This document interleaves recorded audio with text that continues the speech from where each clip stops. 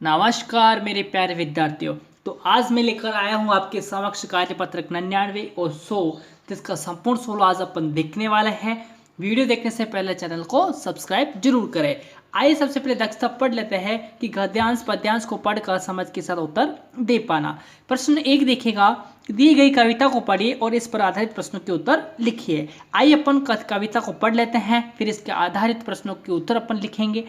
देखिएगा, हट कर बैठा चांद एक दिन माता से यह बोला, सिलवा दो माँ मुझे ऊन का मोटा एक जिंगोला। सन सन चलती हवा रात भर जाड़े से मरता हूँ, ठिठुर ठिठुर कर किसी तरह यात्रा पूरी करता हूँ। जाड़े की तो बात ठीक है पर मैं तो डरती हूँ, एक नाप में कभी नहीं तुझको देखा करती हूँ। आगे देखिएगा, कभी 1 अंगुल भर चौड़ा कभी 1 फुट मोटा, बड़ा किसी दिन हो जाता है और किसी दिन छोटा। ये थी आपके समक्ष सुंदर सी कविता थी जिसके अकॉर्डिंग अपन प्रश्न की सोलू देखेंगे। तो प्रश्न देखिएगा, प्रश्न 1 है कि इस कविता में किस किस के बीच बात हो रही है, तो चंदा और उसकी माँ के बीच बात हो रही है। क्वेश्चन नंबर 2, चांद क्या सिलवाना चाहता है, तो चांद झिंगोला सिलवाना चाहता है। क्वेश्चन नंबर 3 देखिएगा, माँ को चंदा के कपड़े सिलवाने में डर क्यों लगता है, क्योंकि डर इसलिए लगता है कि चंदा कभी मोटा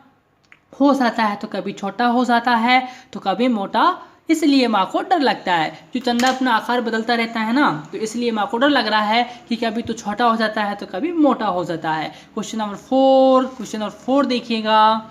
क्वेश्चन नंबर 4 यह कह रहा है कि इस कविता में चंदा और उसकी माँ के बीच बातचीत हो रही है, तो इस बातचीत को अपने शब्दों में लिखिए। तो एक दिन चांद हट कर बैठता है और अपनी माँ से बोलता है, माँ मुझे एक बहुत ठंड लगती है इसलिए मेरे लिए एक झिंगोला सिलवा दो, मैं इस रात में बड़ी मुश्किल से अपनी यात्रा पूरी करता हूँ। माँ कहती है कि तुम्हारी बात तो ठीक है पर मुझे डर इस बात का है कि तुम कभी छोटे आकार के तो कभी मोटे आकार के हो जाते हो। तो ये थी अपनी सुंदर सी कविता, छोटे छोटे प्रश्न थे जिनका हल अपन ने किया है। तो वीडियो जरूर पसंद आया होगा। आइए कार्यपत्रक 100 सॉल्व कर लेते हैं।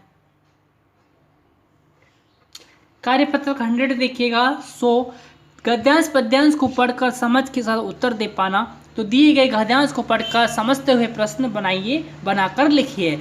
तो आपको गद्यांश को पढ़ना है, फिर उसके बाद प्रश्न को सोल्व भी करना है, फिर प्रश्न बनाकर उसके लिखना भी है। तो प्रश्न बनाकर आपको लिखना भी है। सबसे पहले गद्यांश को पढ़ लेते हैं कि मेरे कमरे से बाहर जाने पर गिल्लू भी खिड़की की खुली जाली से बाहर चला जाता है। ठीक है, तो दिन भर गिलहरियों के झुंड का नेता बनाकर डाल पर उछलता कूदता रहता है। मेरे पास बहुत से पशु पक्षी हैं और उनका मुझसे लगाव भी कम नहीं है, परंतु उनमें से किसी को मेरे साथ मेरी थाली में खाने की हिम्मत हुई है ऐसा मुझे याद नहीं। मैं जैसे ही खाने के कमरे में पहुंचती, वह खिड़की से निकलकर आंगन की दीवार बरामदा पार करके मेज पर पहुंच जाता और मेरी थाली में बैठ जाना चाहता। ठीक है, तो बड़ी मुश्किल से मैंने उसे थाली के पास बैठना सिखाया, जहाँ बैठकर वह मेरी थाली में से एक एक चावल उठाकर बड़ी सफाई से खाता रहता। काजू उसकी प्रिय खाद्य वस्तु थे। तो यहाँ पर एक गिल्लू की कहानी यहाँ पर आई है जिसे आपने पढ़ा है। तो गिल्लू की सबसे प्रिय खाद्य वस्तु कौन सी थी? काजू थी। आइए प्रश्न देख लेते हैं। प्रश्न क्या कह रहा है? प्रश्न बताओ, ऊपर गद्यांश में गिल्लू शब्द किसके लिए प्रयुक्त हुआ है? इस प्रकार आप ही प्रश्न बनाइए। तो आपको प्रश्न बनाने हैं। बताओ, दूसरा प्रश्न बनाएंगे अपन, गिल्लू शब्द किसके लिए प्रयुक्त हुआ है? तीसरा प्रश्न, गिलहरियों के झुंड का नेता कौन था? चौथा प्रश्न, लेखिका ने उसे कहाँ बैठना सिखाया था? और पांचवा प्रश्न है, लेखिका के खाना खाने बैठने पर गिल्लू कहाँ बैठ जाता था? ये था अपना। देखिएगा क्वेश्चन नंबर 6 क्या कहता है। क्वेश्चन नंबर 6, गिल्लू की प्रिय खाद्य वस्तु थी। बताओ क्या थी प्रिय खाद्य वस्तु? कौन सी थी? काजू थी। क्या थी? काजू। क्वेश्चन नंबर 7 देखिएगा। क्वेश्चन नंबर 7, आप भी प्रश्न संख्या 6 की तरह 2 प्रश्न बनाइए। आइए 2 प्रश्न बना लेते हैं। गिल्लू नाम दिया गया है, बताओ चिड़िया को, गिलहरी को, बाज को या मोर को? गिल्लू नाम दिया गया था गिलहरी को। फिर देखिएगा, गिल्लू थाली में से उठाकर खाता था। क्या खाता था भाई? चावल खाता था, चने खाता था, या बाजरा खाता था, या मूंग खाता था? बताओ क्या खाता था? चावल खाता था।